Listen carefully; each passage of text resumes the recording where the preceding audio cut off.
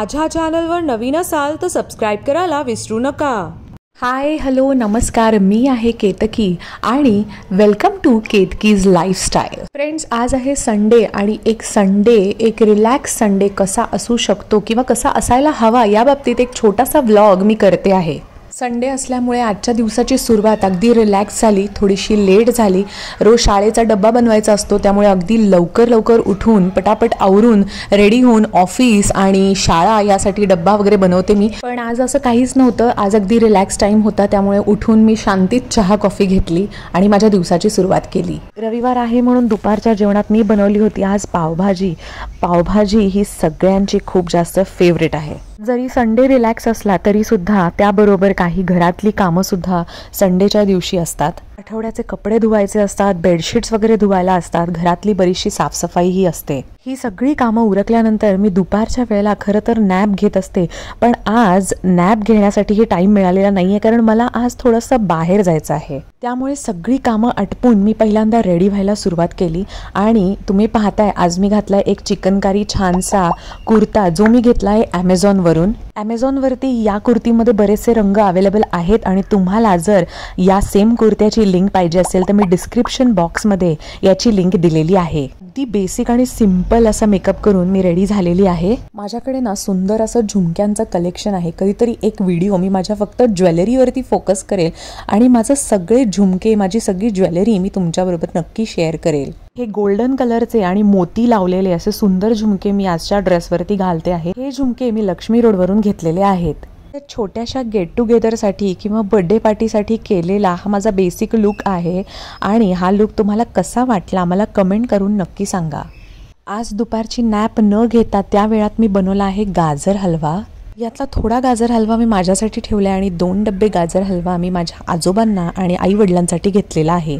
संध्याकाळचे 5:45 झालेले आहेत आणि मी आता 2 व्हीलरवरून निघालेली आहे आजोबांच्या वाढदिवसासाठी। त्याआधी मला चॉकलेट केक घ्यायचा आहे कारण केक कटिंग इज मस्ट। वाढदिवस हा जर सेलिब्रेट करायचा असेल तर मला असं वाटतं केक कटिंग जोपर्यंत आपण करत नाही तोपर्यंत वाढदिवस असल्यासारखं वाटत नाही, म्हणून मी आले मेरवान्समध्ये आणि तिथे इतके सुंदर केक होते।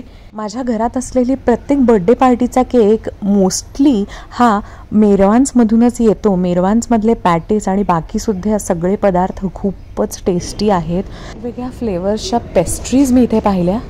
व्हेज आणि नॉनव्हेजमध्ये पफ्सचे चांगले ऑप्शन्स मी इथे पाहिले, त्याचबरोबर छान रोल्ससुद्धा इथे अवेलेबल होते। आजोबांच्या वाढदिवसाचा केक मी घेतलेला आहे चॉकलेट ट्रफल आणि त्याच्यावरती त्यांनी मराठीमधून मला हॅपी बर्थडे आजोबा असं लिहून दिलं आणि ते खूप मस्त होतं।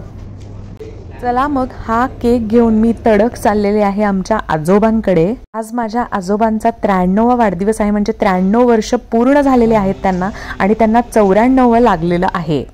हे आहेत माझे आजोबा जे आता 94 वर्षाचे झालेले आहेत। कसे आहात? कसे आहात? मस्त आहे, एकदम ठीक आहे। ठीक आहे। वाढदिवस सेलिब्रेट करताय? कितवा? 93वा म्हणजे 93 पूर्ण?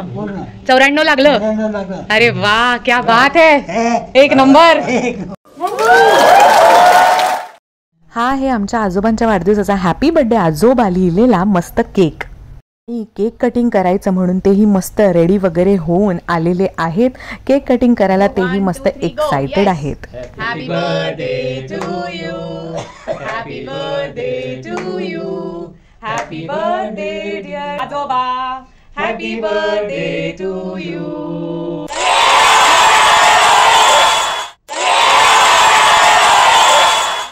आजोबांच्या गालाला, नाकाला सगळीकडे मी थोडासा केक फासला कारण आनंदाचा टाइम होता।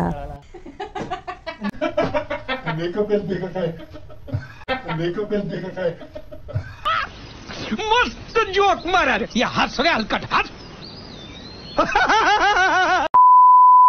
तर फ्रेंड्स, असं होतं आजोबांच्या वाढदिवसाचं छोटंसं आणि छानसं सेलिब्रेशन ज्यामध्ये आम्ही आणि आजोबांनी सगळ्यांनीच एन्जॉय केलं। फ्रेंड्स, असा होता माझा रिलॅक्स संडे ज्यामध्ये मी एन्जॉय पण केला, आराम पण केला आणि काम पण केलं। असेच छान छान व्लॉग्स घेऊन मी येत असते। माझ्या चॅनलला जर सबस्क्राईब केलं नसेल तर सबस्क्राईब आणि या व्हिडिओला लाईक करायला विसरू नका। तुमचा रिलॅक्स संडे कसा असतो मला कमेंट करून नक्की सांगा। भेटूया नवीन अशा व्हिडिओबरोबर लवकरच। तोपर्यंत बाय। नका.